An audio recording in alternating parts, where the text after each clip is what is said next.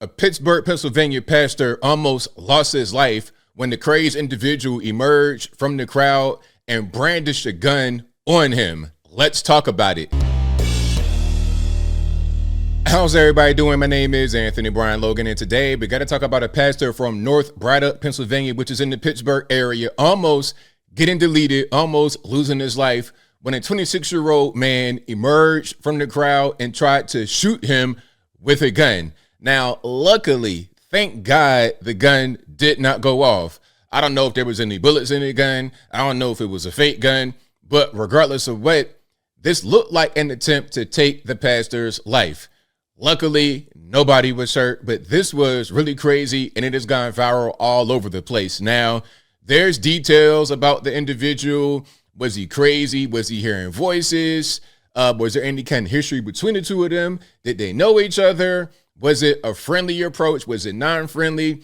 We'll talk about all of that in a minute, but first things first, let's just take a look at the actual video with the sound and everything going so you're able to really understand what's happening here. And of course, I will link to this in the box.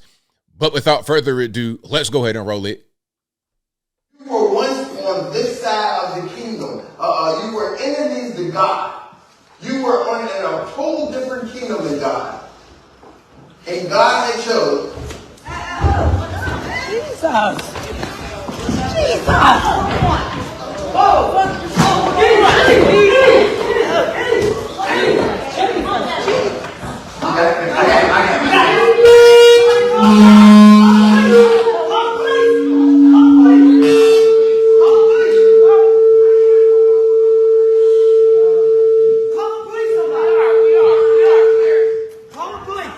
And as you can see, a man right here was able to get the gun away from the individual.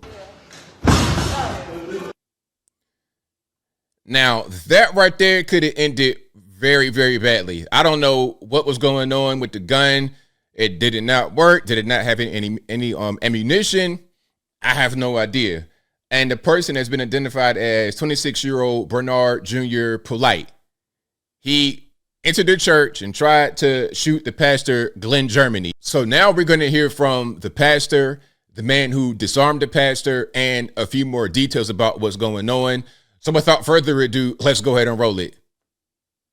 Thank you for joining us. I'm Erica Stanish. A scary scene at a congregation in North Braddock this afternoon when a man pulled a gun on a pastor in the middle of their sermon. And right now, police are searching the home of that suspect. Our Ricky Sayer is live in North Braddock with new details from police. Ricky, what can you tell us? Just moments ago, we learned from Allegheny County Police that a man was found shot and killed in one of the homes behind me today. Uh-oh. Now, this has been a very emotional scene, and police are still investigating. Wait. So somebody got deleted? Was it the person that tried to shoot the pastor? Let's let him finish and get through this here. You can see the crime scene tape that is up. We spoke with a neighbor just a few minutes ago, and they told us that they heard gunshots around 10 this morning. They say the person you're about to see in the video at the church holding the gun is the same person who lives in one of these homes. We'll warn you that you may find some of the video you're about to see disturbing. Now, the question is, okay, they found somebody deceased. Is it the person that tried to shoot the pastor? Did they turn the gun on themselves? That's the question. But the person got arrested and charged. So who did they find that was dead in the house? It happened in an instant. An instant where Pastor Glenn Germany found himself staring down the barrel of a gun. It was like, this is not happening. Yet somehow it was, but no shot was fired. And I thank God because only God stopped and jammed this gun. Church Deacon Clarence McAllister tackled the man. That's how the man reacts. You know what I mean? There's something that needs to be done, and I jumped up there and handled my business. Shout out to the deacon for making it happen. I'm not sure how old he is, but shout out to him for making it happen and protecting not only the pastor, but himself and everyone else in the church. He's a hero. I got to give God thanks for giving me the courage to do what I did. Before trying to shoot, Germany said the man smiled at him. The man was eventually taken into police custody. That's where Germany was able to speak to him. You know, didn't do nobody nothing. This guy was just dealing with spirits, he said. And he came in and he wanted to shoot somebody. Germany says he could tell the man faces mental illness. Police say they arrested Bernard Jr. Polite. These are the words he used. He said, "You ducked a taco today." That's what he told me. And I guess that's slang for you ducked a bullet. Polite apologized to Germany, who says he forgives him. Germany hasn't been able to process this. The thing that hurt me the most, and it brings tears to my eyes, because I couldn't watch my daughter break down. Oh, and man. I watched my daughter, who's seen it all.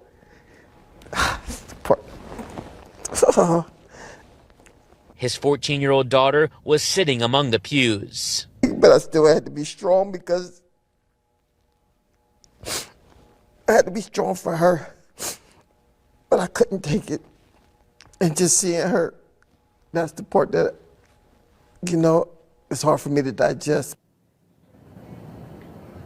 And again, this was at Jesus' Dwelling Place Church in North Braddock. The pastor told us that he plans to tell his parishioners about how important it is to know that mental illness is real. And we also want to make clear that police haven't connected the scene behind us with what happened at the church. It was the neighbor who was able to make that connection for us. Obviously, a lot going on here, and we are working to learn more information. Well, if I find out more about that body that's in the actual house, I will link to that in the box. But you see what's happening here. Obviously, this guy is dealing with some serious mental issues. And at a certain point, that really shouldn't be discounted. People are crazy sometimes. It is what it is. We got to be able to say that. We can't just act like that's not really a thing. People do experience problems. I'm not saying he shouldn't be held accountable. Don't get that twisted. But yeah, obviously, you're talking about you hearing voices, and the voices told you to, because what I read, I'm not quite sure if they said it, but the guy said he was hearing voices, and the voices told him to go inside the church and then hurt the pastor with his gun. That does happen. Medication especially, these drugs people are on to change their mood or to alter their diet. Sometimes they make you think a certain thing, make you feel a certain way to harm yourself or to harm other people. That should be looked into a lot more. A lot of these school shootings, mass shootings, you have drugs that are involved. I ain't talking about street drugs, fentanyl or whatever, which, by the way, is a big pharma creation, but that's a different story, and I digress. I'm talking about drugs that are prescribed by a doctor. Okay, you feeling sad, you're feeling kind of lonely, you're homesick, or you're just kind of anxious. Take this drug, it'll make you feel better. Take that drug, it'll make you feel better. So you're on drugs, your brain is not functioning properly, and you may decide to go do something that you wouldn't normally do when you're not on drugs. Somebody's going to blame the guns, but the last I checked, a gun could be just sitting on your desk like a cell phone, just sitting there. And the gun won't do anything until you or someone else does something with it. Same thing with your fists. Hey, you have hands. Everybody has hands. If you are born regular, like everybody, you have all your limbs. But if you make it into a fist and you strike somebody, well, you did that. It wasn't the fact that you had a fist. What were you going to do? Band hands, band fingers, band toes, band knuckles, band arms to swing? It doesn't make any sense. At a certain point, we got to dig down to the core of what's causing these issues with mental illness. I think there may be some drugs in the background. There was somebody deceased in the house. I don't know what's going on with that. It could all be connected, and it could come from one individual source. And the most obvious source right now is mental illness induced by what? I can't tell. But I think I'll leave that right there for now. And what say you? What do you think caused this man to go into the church and try to shoot the pastor? You think it was drugs, a prior connection, or something else? Whatever your thoughts are, let me know in the comments below.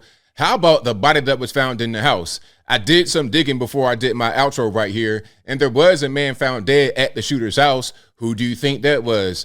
Brother, father, grandfather, friend, associate? Whatever your thoughts are on that, let me know in the comments below. You guys know where I'm at. Mental illness is most certainly a real thing in America, and I think the majority of the time it's drug-induced. We have to get down to the bottom of that and deal with that, or else we're going to have a whole lot more individuals like this hearing voices, acting crazy, and going to hurt people. People want to blame the guns, but again, the gun is sitting right there on your desk, on your countertop, on your nightstand, not bothering the soul until someone uses it in an improper way.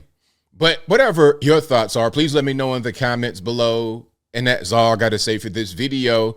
If you like what you heard, please comment, rate, share, and subscribe. Peace.